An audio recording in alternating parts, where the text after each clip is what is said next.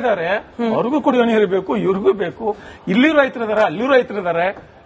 ಹೀಗಿರುವಾಗ ಒಟ್ಟಾರೆ ಸ್ನೇಹಪೂರ್ವಕವಾಗಿ ಯಾಕೆ ನಮಗೆ ಆಗ್ತಾ ಇಲ್ಲ? ಈ ಪ್ರಯತ್ನ ಭಾಗವಾಗಿಯೇ ವಿಜಯ್ ಅವರನ್ನ ಕರೆಸ್ಕೊಂಡು ಮಾತುಕತೆ ನಡೆಸಬೇಕು ಅಂತಿದ್ರು. ಅದೇನೋ ಇವಾಗ ಅವ್ರು ಬರೋ ಡೌಟ್ ಅಥವಾ ವರ್ಚುವಲ್ ಆಗ್ಬೋದು ಅನ್ನೋ ವಿರೋಧ ಇದೆ. ಬಟ್ ಅಶೋಕ್ ಗೌಡ್ರೆ, ಪ್ರಯತ್ನ ಸರ್ಕಾರದ ಕಡೆಯಿಂದನೂ ಆಗ್ತಿದೆ ಅಂತ ಹೇಳಿ ನಟರಾಜ್ ಗೌಡ್ರು ಹೇಳ್ತಿದ್ದಾರೆ. ಕಾಂಗ್ರೆಸ್ ಪಕ್ಷದಲ್ಲಿ ಯಾರನ್ನೇ ಕೇಳಿದ್ರು ಹೇಳ್ತಾ ಇದ್ದಾರೆ, ಸರ್ವಪಕ್ಷ ಸಭೆ ಕರೆದಿದ್ದೀವಿ ಭಾನುವಾರ. ಆ ಸಭೆಯಲ್ಲಿ ಬೇರೆ ಪಕ್ಷಗಳು, ವಿರೋಧ ಪಕ್ಷಗಳು ಏನ್ ಸಲಹೆ ನೀಡುತ್ತೆ ಅದನ್ನ ನಿರ್ಧಾರ ಮಾಡಿಕೊಂಡು ಸುಪ್ರೀಂ ಕೋರ್ಟ್ಗೆ ಯಾವ ರೀತಿ ಹೋಗಬೇಕು ಅನ್ನೋದು ನಾವು ಡಿಸೈಡ್ ಮಾಡ್ತೀವಿ ಹೇಳ್ತಿದ್ದಾರೆ ಕಾಂಗ್ರೆಸ್ ಸರ್ಕಾರದವರು. ಜೊತೆಗೆ ಸಿಡಬ್ಲ್ಯೂಎಂಎ,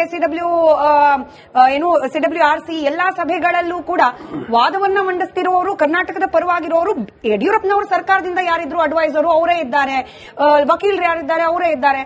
ಸರ್ಕಾರ ಬಂದ ಮೇಲೆ, ಕಾಂಗ್ರೆಸ್ ಸರ್ಕಾರ ಬಂದ ಮೇಲೆ ಏನೋ ಬದಲಾಯಿತು ಅನ್ನೋ ಬಿಜೆಪಿಯ ವಾದ ಸುಳ್ಳು. We are as active as BJP was ಇದೆ ಕಾಂಗ್ರೆಸ್ನ ವಾದ. ವೆರಿ ಸಿಂಪಲ್ ಇದೆ ಸ್ಮಿತಾ. ಏನಂತ ಹೇಳಿದ್ರೆ, ಯಾಕೆ ನಾವು ಕಾಂಗ್ರೆಸ್ ಸರ್ಕಾರ ಇಲ್ಲಿ ಬ್ಲೇಮ್ ಮಾಡ್ತಾ ಇದ್ದೀವಿ ಅಂತ ಹೇಳಿದ್ರೆ, ಬ್ಲೇಮ್ ಮಾಡಬೇಕು ಅಂತ ಮಾಡ್ತಾ ಇಲ್ಲ, ಫ್ಯಾಕ್ಟ್ ಬೇಸ್ಡ್ ಬ್ಲೇಮ್ ಮಾಡ್ತಾ ಇದೀವಿ. ಉದಾಹರಣೆಗೆ ಫಾರ್ ಎಕ್ಸಾಂಪಲ್, ತಮಿಳುನಾಡು ಯಾವಾಗಿಂದ ಲೆಟರ್ ಬರೆಯಕ್ಕೆ ಸ್ಟಾರ್ಟ್ ಮಾಡ್ತು? ಯಾಕೆ ಅಂತ ಹೇಳಿದ್ರೆ, ಡಿಸೆಂಬರ್ 5ನೇ ತಾರೀಕು 2025ರಲ್ಲಿ ಕ್ಲಿಯರ್ ಕಟ್ ಆಗಿ ಒಂದು ವರದಿ ಬಂತು. ಏನು ಅಂದ್ರೆ 2026-27 ಡ್ರೌಟ್ ಇಯರ್ ಆಗಿರ್ತದೆ ಅಂತ ಹೇಳಿ ಕ್ಲಿಯರ್ ಕಟ್ ಆಗಿ ವರದಿ ಬಂತು. ಅದಕ್ಕಿಂತ ಮುಂಚೆ ಅದಾದ್ಮೇಲೂ ಸಹ ಮೇ 2025 ಒಂದು ಲೆಟರ್ನ ಬರೀತಾರೆ ತಮಿಳುನಾಡಿನಲ್ಲಿದ್ದಂತ ಸರ್ಕಾರ. ಡಿಸೆಂಬರ್ 2025 ಈ ವರದಿ ಬಂದ್ಮೇಲೆ ಒಂದು ಲೆಟರ್ ಬರೀತಾರೆ. ಮಾರ್ಚ್ 2026 ಒಂದು ಲೆಟರ್ ಬರೀತಾರೆ. ಮೇ 2, 2026 ಸರ್ಕಾರ ಚುನಾವಣೆ ಸಂದರ್ಭದಲ್ಲಿದ್ದಾಗೂ ಸಹ ಅಧಿಕಾರಿಗಳು ಲೆಟರ್ ಬರೀತಾರೆ. ಏನು ಅಂತ ಹೇಳಿದ್ರೆ, ನಮಗೆ ಕಾವೇರಿ ಟ್ರೈಬ್ಯುನಲ್ ಅಲ್ಲಿ ಈ ಸತಿ ನೀರನ್ನ ಸರಿಯಾಗಿ ಬಿಡಬೇಕು. ಯಾಕೆ ಅಂತ ಹೇಳಿದ್ರೆ ನಮ್ದು ಡ್ರೈ ಇಯರ್ ಅಂತ ಅಂದ್ಬಿಟ್ಟು ತಮಿಳುನಾಡು ಲೆಟರ್ ಬರೀತು. ಆದ್ರೆ ಕರ್ನಾಟಕದವರು ಯಾವತ್ತೂ ಸಹ ಈ ಲೆಟರ್ಸ್ಗೆ ರೆಸ್ಪಾಂಡ್ ಮಾಡಲಿಲ್ಲ ಅಥವಾ ಲೆಟರ್ ಬರೀತಕ್ಕಂತ ಕೆಲಸ ಮಾಡಲಿಲ್ಲ. ಒಂದು. ಎರಡನೇದು, ಕರ್ನಾಟಕ ಯಾವುದೇ ಸರ್ಕಾರಗಳಿದ್ದು. ಅದಾದ್ಮೇಲೆ ಇದು ಡ್ರೌಟ್ ಸಿಚುಯೇಷನ್ ಏನಿದೆ, ಈ ಡ್ರೌಟ್ ಸಿಚುಯೇಷನ್ ಇದು ಪರ್ಸಿಸ್ಟೆಂಟ್ ಆಗಿ ಬಂದಿರತಕ್ಕಂತಹ ವಿಚಾರ. ಅಂದ್ರೆ ಹೌದು, ಲಾಸ್ಟ್ ಇಯರ್ ಮಳೆ ಬಂದಿದ್ದು ಜಾಸ್ತಿ.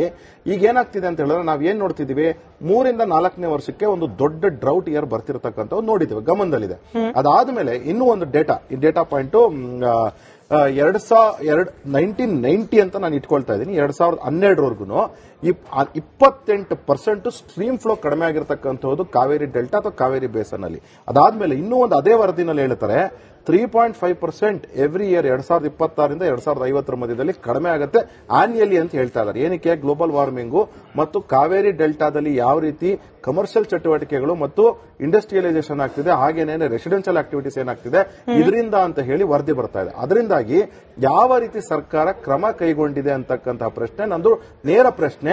ಇವತ್ತು ಅಂದಿನ ನೀರಾವರಿ ಸಚಿವರಾಗಿದ್ದಂತ ಇಂದಿನ ಮುಖ್ಯಮಂತ್ರಿ ಆಗಿರ್ತಕ್ಕಂತಹ ಡಿ ಕೆ ಶಿವಕುಮಾರ್ ಅವರಿಗೆ ಮತ್ತು ಇವತ್ತಿನ ನೀರಾವರಿ ಆಸಕ್ತಿ ಇಲ್ಲದೆ ಇದ್ರು ಸಹ ನಾನು ನೀರಾವರಿ ಸಚಿವ ಅಂತ ಹೇಳ್ಕೊಳ್ಳಕ್ಕೆ ಇರ್ತಕ್ಕಂಥ ರಾಮಲಿಂಗಾರೆಡ್ಡಿ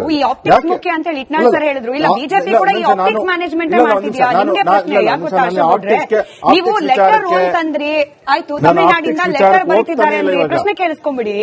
ತಮಿಳುನಾಡಿನಿಂದ ಪತ್ರ ಬರೀತಿದ್ದಾರೆ, ಪ್ರೆಷರ್ ಇದೆ, ಆಯ್ತು ಒಪ್ಕೊಳ್ಳೋಣ. ಬಟ್ ಸಿಡಬ್ಲ್ಯೂಆರ್ಸಿ, ಸಿಡಬ್ಲ್ಯೂಎಂಎ ಇದೆರಡೂ ಕೂಡ ಡಿಸಿಷನ್ ತಗೊಳ್ಳೋದು ತಮಿಳುನಾಡಿನಿಂದ ಲೆಟರ್ ಬರೆದ್ರ ಅಥವಾ ಕರ್ನಾಟಕದಿಂದ ಲೆಟರ್ ಬರೆದ್ರ ಅನ್ನೋದ್ರ ಆಧಾರದ ಮೇಲೂ ಅಥವಾ ವಸ್ತು ಸ್ಥಿತಿ ಯಾವ ರೀತಿ ಇದೆ ಅನ್ನೋದ್ರ ಆಧಾರದ ಮೇಲೇನು?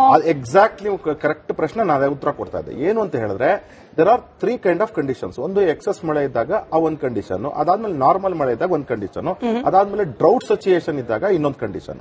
ಈಗ ಡ್ರೌಟ್ ಸಿಚುಯೇಷನ್ ಇದ್ದಾಗ ಏನು ನಮಗೆ ವರ್ಡಿಕ್ಟ್ ಬಂತು ಅಂದ್ರೆ 2007, ತದನಂತರದಲ್ಲಿ 2013, ತದನಂತರದಲ್ಲಿ ಬಂದಂತಹ ವರ್ಡಿಕ್ಟ್ 2018ರಲ್ಲೂ ಬಂದಿರತಕ್ಕಂಥ ವರ್ಡಿಕ್ಟ್ ಏನಿದೆ, ಈ ಮೂರಲ್ಲೂ ಸಹ ಎಲ್ಲೂ ಸಹ ಮಂತ್ಲಿ ವೈಸ್ ಡಿಸ್ಟ್ರಿಬ್ಯೂಷನ್ ಕರ್ನಾಟಕಕ್ಕೆ ಏನು ಅಂತ ಹೇಳಿಲ್ಲ. ತಮಿಳುನಾಡಿಗೆ ಹೇಳಿದ್ದಾರೆ 1ನೇ ಪಾಯಿಂಟ್, 2ನೇ ಪಾಯಿಂಟ್ ಏನು ಅಂತ ಹೇಳಿದ್ರೆ ಒಂದ್ ನಿಮಿಷ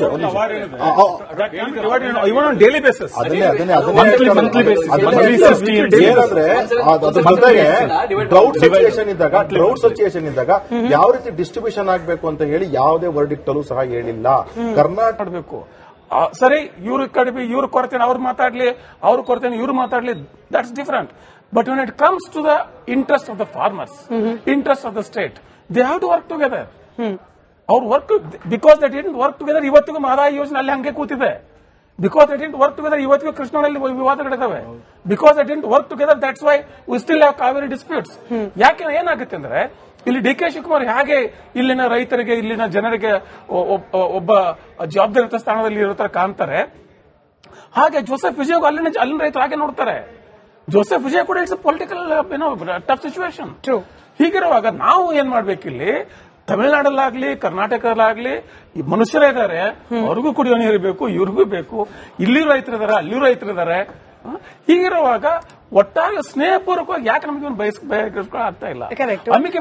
ಈ ಪ್ರಯತ್ನ ಭಾಗವಾಗಿನೇ ವಿಜಯ್ ಅವರನ್ನ ಕರ್ಸ್ಕೊಂಡು ಮಾತುಕತೆ ನಡೆಸಬೇಕು ಅಂತಿದ್ರು. ಅದೇನೋ ಇವಾಗ ಅವ್ರು ಬರೋ ಡೌಟ್ ಅಥವಾ ವರ್ಚುವಲ್ ಆಗ್ಬೋದು ಅನ್ನೋ ಹಂತದಲ್ಲಿ ವಿರೋಧ ಇದೆ. ಬಟ್ ಅಶೋಕ್ ಗೌಡ್ರೆ, ಪ್ರಯತ್ನ ಸರ್ಕಾರದ ಕಡೆಯಿಂದನೂ ಆಗ್ತಿದೆ ಅಂತ ಹೇಳಿ ನಟರಾಜ್ ಗೌಡ್ರು ಹೇಳ್ತಿದ್ದಾರೆ. ಕಾಂಗ್ರೆಸ್ ಪಕ್ಷದಲ್ಲಿ ಯಾರನ್ನೇ ಕೇಳಿದ್ರು ಹೇಳ್ತಾ ಇದ್ದಾರೆ. ಸರ್ವಪಕ್ಷ ಸಭೆ ಕರೆದಿದ್ದೀವಿ ಭಾನುವಾರ. ಆ ಸಭೆಯಲ್ಲಿ ಬೇರೆ ಪಕ್ಷಗಳು, ವಿರೋಧ ಪಕ್ಷಗಳು ಏನ್ ಸಲಹೆ ನೀಡುತ್ತೆ ಅದನ್ನ ನಿರ್ಧಾರ ಮಾಡಿಕೊಂಡು ಸುಪ್ರೀಂ ಕೋರ್ಟ್ಗೆ ಯಾವ ರೀತಿ ಹೋಗಬೇಕು ಅನ್ನೋದು ನಾವು ಡಿಸೈಡ್ ಮಾಡ್ತೀವಿ ಹೇಳ್ತಿದ್ದಾರೆ ಕಾಂಗ್ರೆಸ್ ಸರ್ಕಾರದವರು. ಜೊತೆಗೆ CWMA,